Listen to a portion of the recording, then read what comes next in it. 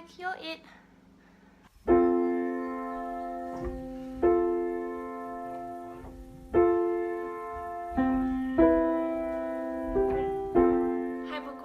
I didn't think I would be posting anything until Thursday because Thursdays and Fridays are the days that I planned on posting videos. But I got really overexcited about this book tag that I saw Olivia do on her YouTube account, ilivyforbooks.com, and I knew that I couldn't possibly post a tag Tuesday on any day that wasn't Tuesday, so here I am doing a spontaneous filming session for the I never tag. Unfortunately, I'm also doing this before I go to work in the morning, so I've got to kind of try and keep the filming tight, so I'm just going to move straight on to the questions. I never read that. For this book, it was only too easy to make a choice. I have chosen Marcus Zusak, The Book Thief. He's an Australian author and I still haven't read him, and I know that everyone is crazy about this book, and honestly I'm ashamed of myself for having not read it yet, but it's on my TBR list for January, which you will see when I make my book haul post next Sunday, and it's not going to be too much longer before I actually read it, thankfully. I never read something so awesome. This one, to be perfectly honest, if anyone can choose only one book as an answer to this question, you're a monster. How do you only choose one book as your ultimate favorite book? That is just too hard. Too hard. So here's a list of some of my top books. This is definitely a very rudimentary list because I only wrote it in about 5 minutes. So there's probably books that I've completely forgotten that I'll remember throughout the day and be like, no, I should have said that too, but it will be too late by then. So some of my all-time favorite books include The Great Gatsby, To Kill a Mockingbird, The Blind Assassin, Haroun and the Sea of Stories, Jane Eyre, Lord of the Rings. I guess I should add Harry Potter onto there too, seeing as I did talk about it as a book that shaped my childhood and my reading story. But yeah, there we go. Some books that maybe are my favorites. I never thought I would make it through it. A couple of books that I didn't like but powered through anyway. First choice was definitely this one. I hated this from the first page. There are no words to describe how disappointed I was by this book. It was just... I told you, no words. I got no words to describe it. Another book, even though I haven't actually finished it, but I'm putting this up here because I am determined to finish it, even though I am also hating this a lot, is this one. If you know anything about this book, I won't even need to say why I'm hating it. It is very confronting, a very confronting book. I'm struggling a lot with convincing myself to keep reading it, but that being said, I am determined to finish it because I understand why it might be an important book to read. I will never finish that.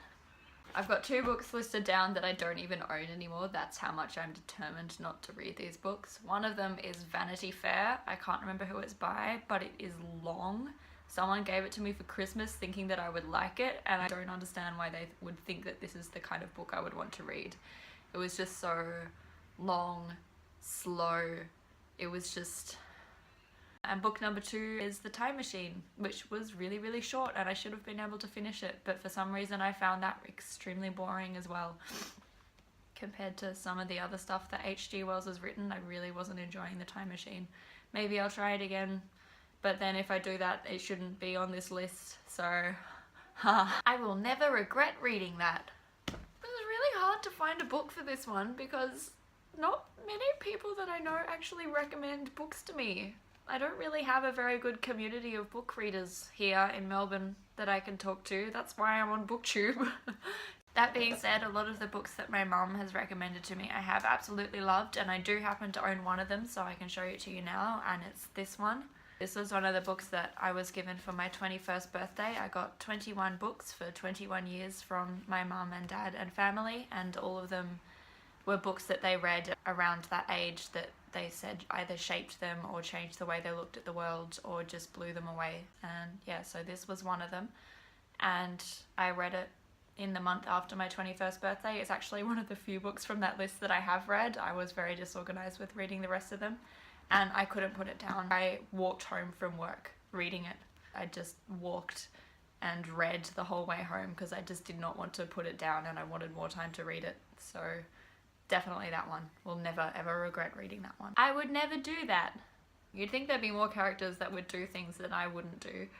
In fact, I'm sure there are, but for some reason I just couldn't think of them. The only one I could come up with was a character called Captain Delano from a short story called Benito Sereno, written by the same guy that wrote Moby Dick, Herman Melville. It's a really good little story, actually. It's really hard to get into. The language is quite heavy, but once you do, it just like, you can't stop. Anyway, the main character in that, his name is Captain Delano, and he is dumb. He's just like, I spent the whole story just doing this at him because I was like, why are you so dumb? He couldn't see through his own view of how the world should be to actually understand how the world was around him. I think that's the simplest way of putting it, but in this particular case it was a situation where a lot of harm came to a lot of people because of it. I just could not imagine myself being in that situation and being that blind to what is going on around me. So, is that an answer? I never wanted to admit it. 50 Shades is definitely on the list, and I guess I'm gonna have to admit to feeling a little bit of shame over reading a lot of those kind of chick lit romance books. I tend to download them onto my Kindle app on my phone so I don't have to own them. I read them whenever I'm feeling a little bit bored, like I want something light-hearted and easy to read to fill in the time in between other books. Sometimes I'll go a year without reading them. Anyway, there you go. I never wanted to admit that I read them, but now all of BookTube knows. Excellent. I never read anything so heartwarming. There was one book that immediately came to mind. It is actually a book series. And the moment that I discovered that I didn't actually own this series, when I was trying to get my pile of books ready to show you guys some of the books from my tag, I've immediately set my heart to going and buying it by the end of the week because it's just a beautiful, beautiful series. It's the #1 Ladies Detective Agency by Alexander McCall Smith. I read them when I was in maybe grade 5 or 6, and they're so lovely. They're just, every book just warms your heart. The atmosphere of the book and the environment that the book is set in is just really, really beautiful. The weird thing is that it's actually like the mystery novels. She's a detective, so she goes out and solves cases. So if you're going to classify it as anything, you would have to classify it as like a mystery or detective novel, even though it's so heartwarming. It's so lovely. It's such a lovely book. I really want to read it again. It doesn't help that I'm actually drinking rooibos tea at the moment, which is what they drink in the book all of the time, and it's actually the reason why I discovered rooibos tea. So here I am drinking the tea from these books, not owning them, and just really, really wanting to read them.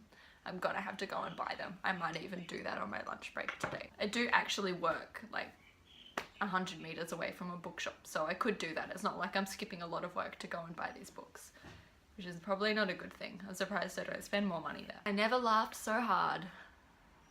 For this one, I've chosen a couple of books. Again, sorry. One book that definitely stands out to me. Whoops, I just put it through the thing anyway. Here it is. This one.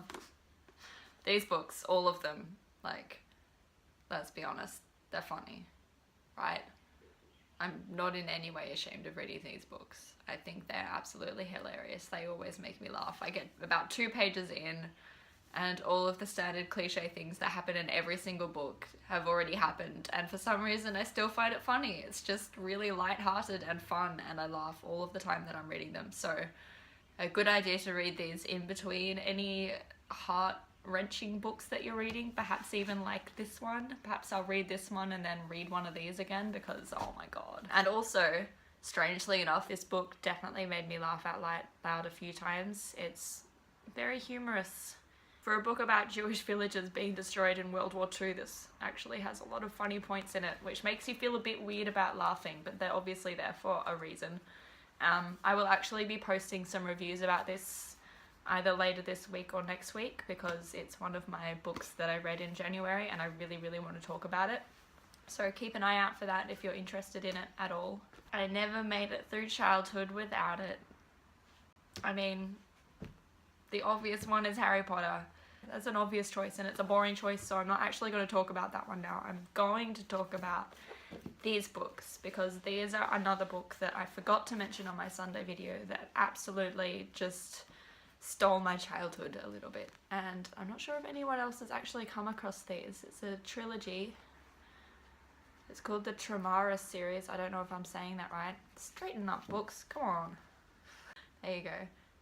No, there you don't go. There you go. It's called the Tramara series. There's 3 books. I received the first 2 books for my birthday at an age that I can't remember, and loved them and just ate through them in about 2 weeks and was like, when's the 3rd book coming out? Because of course it ended on a cliffhanger and there was supposed to be a 3rd book in the trilogy, and I was like, when is it coming out? I need it. I need this book. I need to find the 3rd book. Where is it? I just want it. I want the 3rd book. And then this one came out like 10 years later, and I wish I was exaggerating, but I was in high school when this book came out, and I finally got to actually read the end of this trilogy, because for some reason it just took her that long to finish this final book, and it drove me insane. Yeah, I told you, it stole my childhood. Anyway, this is a book tag, so I gotta tag some people, I guess. If you're watching this, you're already tagged. That's sorry, not sorry. You gotta do it now. You're tagged, you're in. Obviously I don't have many people in my tiny little booktube community at the moment, but I will send this tag out to Peter Clark, the writer. I'm very curious to see what you have to say. Stacey Reads, you are tagged as well, and Reading Squid. I'll be looking out for your videos, guys. You're all tagged though. Everyone else, tag.